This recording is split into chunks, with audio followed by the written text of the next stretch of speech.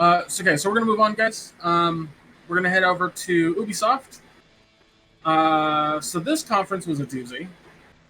Um, It was interesting to say Was. the least. so I'm gonna I get would I'm gonna say get the it's big one out of the way. I'm gonna get the big one out of the way. They showed.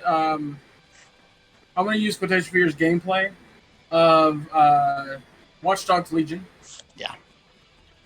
it was Um, structured gameplay. the structure, yeah, it's basically like I was telling Ron before we recorded that essentially they got a couple devs together to take that build, make a quick like thing that they could show at E3, and then kind of have that happen, which is fine because it gives everyone a very strong idea of what the final game is going to look like, at least where they're going with it. Yeah, I mean it's pretty much like what like you see what you're pretty much going to get outside of like how you decide to play the game. Right. So, um, but one of the things about it that I thought was so interesting, like they showed a couple things. And one of the big things was like it starts off with a bald guy. He sounds Cockney because it all takes place in London-ish, England, Mm-hmm. and London. yeah, I think primarily London. Uh, and he's tracking a guy down. He then runs away, and I think he dies. I don't He, remember if he dies in the he, trailer. he Yeah, no, he does. dies. He does, yeah. Okay, that's what I thought. And then it goes to some old lady. I was actually had my phone in my pocket because I was door dashing. It goes to an old lady, and that shit was hilarious. It was fucking awesome I to That thought was watch her amazing. basically be a hacker. I thought for a minute Um, there they were alluding that she was the Queen of England. You can play as her. I mean, you're not wrong. I was like, did they just get Dame Judy Dench to fucking do this? So, and then after her bit, it goes to another girl, a very young, nimble girl, taking care of like just being a badass. Like she's an MMA fighter, so she hits like a truck. I was like, this is awesome. And then the end of it is her taking like something that the guy that was like the very first guy, the bald guy, was tracking this dude named James. She takes a thing to James, tells him that the guy who got this died getting it for him.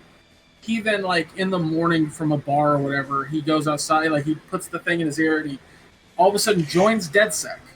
And the DedSec, like, AI was just like, everyone has a story, everyone has a thing. And that's where they revealed that this is the most ambitious shit I've ever seen. Literally, Yeah, yeah, anybody that you see can be recruited. hmm hmm Now, yeah. there are a couple like logistic issues with that. Where's the overlap for voice actors? How many voice actors they get for the game? If everyone has a story, how many fucking stories did they write? Is it really any NPC, or is it kind of like the game kind of has the shadow wall that you can't see? And Um, because it's like the way like I kind of see it going is that like going into like a Elder Scrolls type of world, right? To where it's like okay, you can follow certain storylines, and like it can go like further on, and like it's kind of like they have like a set of maybe like 100 or so that has like maybe like simple stories, but then they well, that's also my have like point. their own their Like, like when are you going to hit two NPCs that you've recruited that have the same story? Yeah. I don't think it's ever going to like go to that. I think it's going to be like set Ramen, NPCs. Ramen, it has to. It has to because if they're really going this route, there's going to be a shit ton of NPCs that have very simple stories that Mm, don't need to be used, and there's going to be like maybe 100 characters that have unique things. It's yeah. So, yeah. like, I'm just thinking logistically about the design of the game. I mean, if it, I don't know. It's fucking hella ambitious though, like Yeah. ridiculously It's ambitious. too good. Yeah, It's yeah, too no. good to be I true. am I've only played Watch Dogs 1 and I did not like it. But this Neither game did it I. makes you want to play it.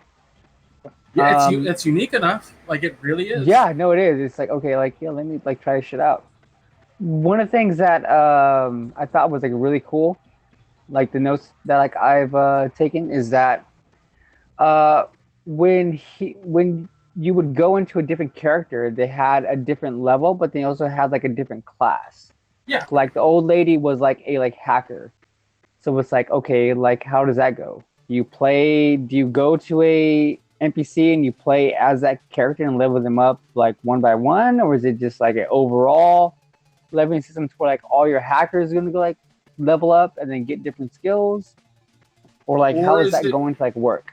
Or is it like Assassin's Creed Brotherhood, where realistically there's only a handful of hackers that you can actually play as, but everybody else that you recruit just becomes part of DedSec, and you have to build DedSec to be this big thing.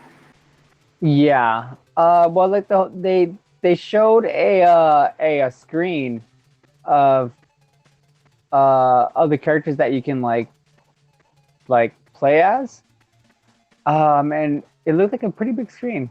Yeah, like no, you're not wrong. I don't know. Like maybe like though. 20 different people. Yeah, I don't know, man. It's very there. It's interesting, but let's move on. Let's keep this train rolling because we can talk about other things that happened during the conference. But I'm gonna hand it over to you guys. What stood out to you? Out of the Ubisoft press conference, I can't say anything that really stood out to me as much or anything that wowed me during the press conference. I think of anything, if I were to point to one thing, it would be the new game, the new Team PvP game, Roller Champions. So I'm interested to see more of. Ramen, you have a fucking PC and you can go play the beta right now. That's true. Actually, I saw that. Yeah. Okay, my current PC cannot run. Sorry, I say Ramen. I meant Anthony. Yeah, Anthony. That is true. That's very true. I actually can. Yeah, I can definitely get up on that. So you can actually watch it. I watched some gameplay because they didn't really show any gameplay during it, and it looked so much fun. It looked so much fucking fun. I typed in Roller Champions to Twitch, and I was watching a few streamers play it, and you kind of get to choose how you want to play it. Like, do you want to play super aggressive and tackle, or do you want to play the guy that tries to get the ball and score points? No, it looks fucking fun. Yeah, I definitely have to check it out. That game looks super fun, but like I was so sad that they didn't make it open to console players. Not yet. Hopefully in the future. It will. Like, there's no way that Ubisoft's gonna ignore Xbox and PS4 and maybe Switch. Maybe Switch. Yeah. So for me, thing that got me excited was Division 2 free from the 13th to the 16th. Oh yeah. They have the new DLC July 1st, and then episode 2. So like they are making a really good push to keep this thing going. They have, which is cool. And then they announced a movie with Jake Gyllenhaal and somebody else I don't remember. But it's going to be on Netflix. Yeah, it's cool. I knew they were working on the movie a long fucking time ago. They didn't have any stars. They didn't announce a director. So the fact they announced the director, they announced 2 stars, and that is coming to Netflix. I was like, damn, that's a lot of information. Yeah. But yeah, I totally get them not having a trailer just because it's probably not filming yet. Yeah, exactly. It's probably like just like in the works. The other thing that got me, I mean, I'm kind of like excited for it, just because it has one character in it, Elite Squad. It has Sam Fisher, and then it has all kinds of different characters from the Tom Clancy series. Also, I want to point something out before we continue. Back to the movie real quick. Yeah. I just want to give you an idea of this guy's directing prowess. Okay. He co-directed John Wick. He co-directed a short for Deadpool. He directed Atomic Blonde. He directed Deadpool 2. And shit. He directed Hobbs and Shaw. Oh. Okay. All right. Shit. You've got my attention. Tight. Okay. So tight. Nice. So anyway, go ahead. the other thing I have like on my list, of course, Roller Champions. The other thing is that me and Anthony predicted one thing from this conference. The whole like service, game service thing. Yeah. The Uplay Plus. Yeah. PC. $15 a month. It is not fucking worth it. September 2019.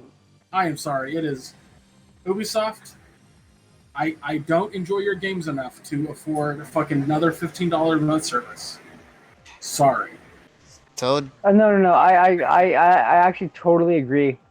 Uh, the other thing on my list was Rainbow Six Quarantine. So like where like it looks like it's like a I don't know if it's a expansion on the current Rainbow Six game or if it's a new game, but it looks like horror based, like a horror take on the series, which goes outside Yeah, of like it's the Tom Clancy style of like semi realism and like so combat and stuff like it's that. going a route of it's going the route of Left 4 Dead. Okay. It is a Okay, cool. three player tactical game that you can play against the AI, or do a player versus enemy co-op versus sort of thing.